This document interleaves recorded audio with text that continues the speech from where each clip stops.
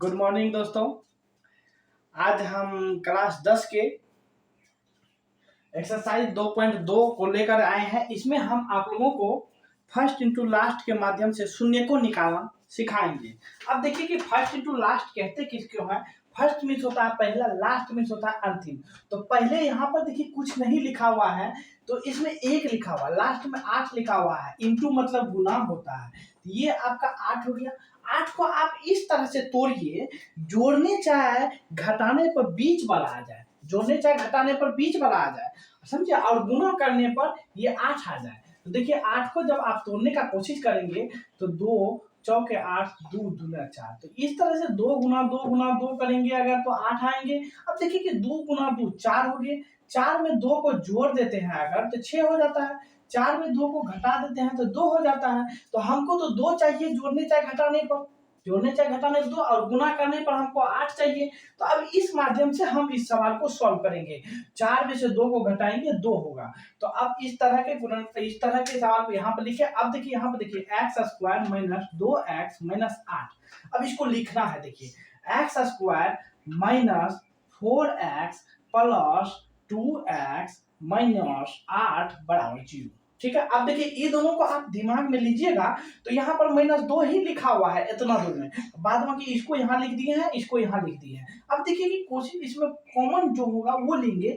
x यहाँ भी है, यहाँ भी है, x अगर कॉमन लेते हैं तो x माइनस 4 हो जाता है, और +2 अगर कॉमन लेते हैं तो x माइनस यानी कि 4 हो जाता है इक्वल टू 0। अब देखिए कि कोष्ठ में जो संख्या है दोनों अगर मिले तो आप समझ लीजिएगा कि गुणनखंड मेरा सही है। अगर दोनों नहीं मिले तो आप समझ लीजिएगा गुणनखंड मेरा सही नहीं है। अब देखिए कि यहाँ पर दोनों मिल रहा है और दोनों मेरा सही है, इसीलिए x माइनस 4 यहाँ पर ये बाहर वाले को भी एक जगह करके लिखना होता है इक्वल टू 0।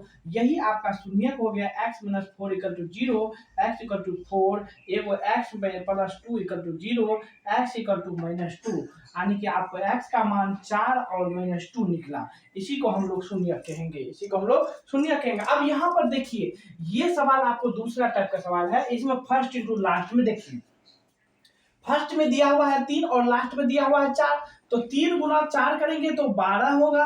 12 को अगर हम तोड़ने का कोशिश करें तो 12 को तोड़ेंगे तो 2 6 के 12, 2 3 6। अब देखिए 2 गुना 4 3 हुआ, तो 4 3 12 हो गया। अब देखिए 4 में से अगर 3 को घटाएंगे तो हमको 1 मिलेगा, और गुना करेंगे तो हमको 12 मिलेगा। इसी को हम लिखेंगे फ्रेश करके 3x square minus x minus 4। अब देखिए इसको हम लिखेंगे तो यानी कि 3x square minus 4x plus 3x minus 4 बराबर 0। दोस्तों अब आप ये कहिएगा कि सर आप यहाँ पर माइनस काहे लिख दिए, यहाँ पर प्लस काहे लिख दिए। ये देखिए कंडीशन क्या होता है कि हमको यहाँ पर माइनस चाहिए, तो हम माइनस में से प्लस वाले को घटाएंगे तब तो माइनस होगा ना, इसीलिए हम इस तरह के केस को लिखे हैं। आप गौर से ध्यान से देखिएगा, इतना दूर का मतलब यही होगा। बाद बाकी ये तो यही लिख दिए। ये तो आप कॉमन लेने की बात आती है तो यहाँ पर हम कॉमन ले सकते हैं, जैसे कि मान के, और अगर आपको ज्यादा सुविधा चाहिए तो इसको एक बार स्टैंडर्ड से लिख दीजिए, 3x square plus 3x minus 4x minus 4 equal to 0। अब देखिए यहाँ पर 3x आप कॉमन ले सकते हैं, तो यहाँ पर x प्लस 1 होगा, यहाँ पर -4 कॉमन ले सकते हैं, x प्लस 1 होगा।